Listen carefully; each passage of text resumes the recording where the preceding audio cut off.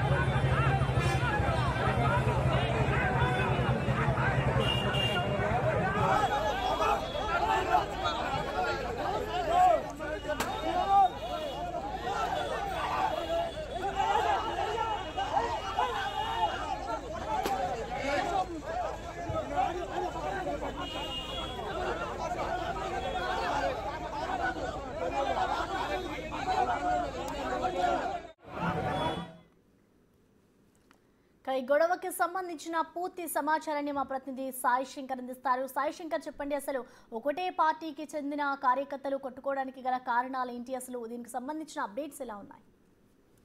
వేమూరు నియోజకవర్గంలో నిన్న జరిగినటువంటి సూపర్ జిఎస్టీ కార్యక్రమాల సమయంలో ఇద్దరు వ్యక్తులు వారికి సంబంధించి ఆధిపత్యానికి సంబంధించినటువంటి అంశంలో గొడవ పడినట్టు తెలుస్తుంది. ఇదంతా కూడా మాజీ మంత్రి, ప్రస్తుత ఎమ్మెల్యే నక్కా ఆనంద్ బాబు సమక్షంలోనే కూడా టీడీపీకి చెందినటువంటి కొల్లూరు మాజీ ఎంపీపీ కనకాల మధు వర్గంతో పాటు తెలుగుదేశం పార్టీ మండల అధ్యక్షులకు ఉన్నటువంటి మురళీ వర్గం మధ్య ఈ వివాదం చోటు చేసుకోవడం జరిగింది. వీళ్ళిద్దరూ కూడా ఎమ్మెల్యేకి అనేక ఫిర్యాదులు కూడా చేసినట్టు తెలుస్తుంది. స్థానికంగా ఉన్నటువంటి బిజినెస్లకు సంబంధించినటువంటి అంశాల్లో ఇరు వర్గాలు కూడా ఈ వివాదాన్ని లోనవటం, ఎమ్మెల్యే దృష్టికి కూడా ఒకరిపై ఒకరు ఆరోపణలు చేసుకోవడం జరిగినట్లు కూడా ప్రస్తుతం తెలుస్తుంది. అయితే అక్కడ ఎమ్మెల్యే వీళ్ళిద్దరిని కూడా సముదాయించేటటువంటి ప్రయత్నం చేసినా కూడా ఇరు వర్గాలు వినకపోవడంతో తీవ్ర ఆగ్రహాన్ని వ్యక్తం చేసినటువంటి నక్కా ఆనంద్ బాబు అక్కడి నుంచి వెళ్లిపోయినట్లు కూడా చెప్తున్నారు. ఆ తర్వాత కూడా కొద్దిసేపు వివాదం జరగడం, ఒకరిపై ఒకరు దాడులు చేసుకోవడానికి ప్రయత్నించడంతో పోలీసులు ఇరు వర్గాలను కూడా నిలువరించే ప్రయత్నం చేయడంతో వాళ్ళను కూడా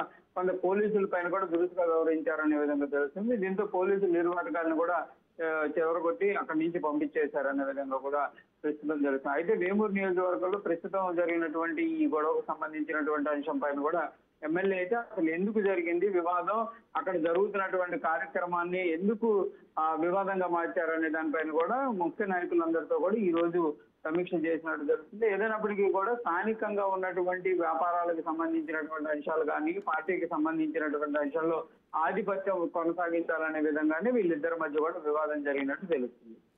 right, thank you Sai Shankar.